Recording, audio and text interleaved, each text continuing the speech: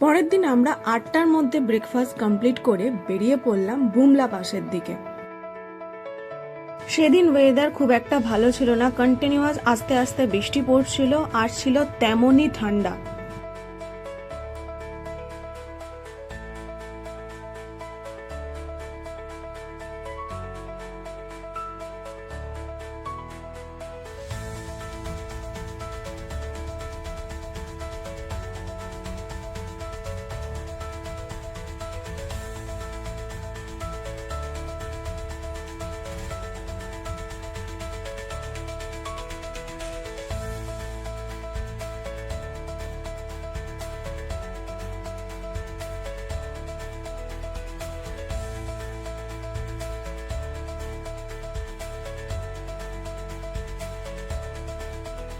বুমলা পাসে গিয়ে কোনো শ্যুটই করিনি, এমনিতেও ওখানে অর্ধেকের বেশি জায়গা শ্যুট করা বারণ ফর সিকিউরিটি রিজন।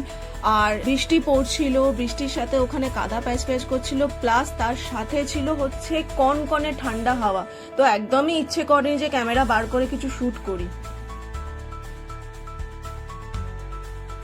এই যে আমরা যে বুমলা পাস গেছিলাম তার প্রমাণ আর স্মৃতি হিসেবে আমরা এটা নিয়ে এসেছি। এই ফটোটার জন্য ওখানে 400 টাকা নিচ্ছে, যারা যারা এখানে করছে পার ফ্যামিলি কিংবা পার কাপল ওরা 400 টাকা করে নিচ্ছে। আর এই যে এখানে যে ব্লুটা দেখছো এটা হচ্ছে কিন্তু চায়না পোস্ট, আর এইখানে একজন চায়না কিন্তু আর্মিও কিন্তু ছিল। দেন বিকেলে বেরিয়ে আগে আমরা কিছু খেয়ে নিলাম আর তারপর গেলাম আমরা তাওয়াংয়ের লোকাল শো আর লাইট শো দেখতে।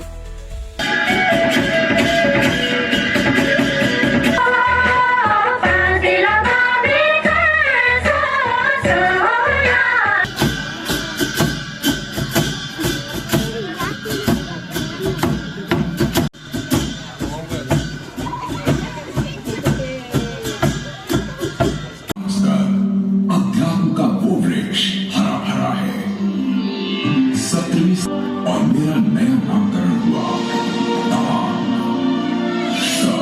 यानी घोड़ा, और वाग अर्थात चुना हुआ स्थान।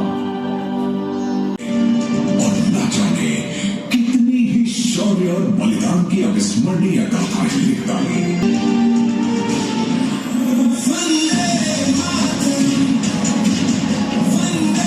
এখন বাজে হচ্ছে 9:45, ডিনার কমপ্লিট হয়ে গেছে। ডিনারের আর সেরকম শ্যুট কিছু করিনি, ভালো লাগছে না। ভাত, রুটি, সবজি, চিকেন এইসবই ছিল রোজকার মতো যা থাকে। আর কালকে 7:30টার মধ্যে ব্রেকফাস্ট করে আমাদের 8টার মধ্যে চলে যেতে হবে। আজকে তো আমাদের লাস্ট ডে। কালকে আমরা বোমডিলায় স্টে করে পরের দিন গুয়াহাটি থেকে আমাদের ট্রেন আছে। কালকেও কিছু আমাদের সাইট সিইং করার আছে, তো সেগুলো কালকেই তোমাদের দেখাবো।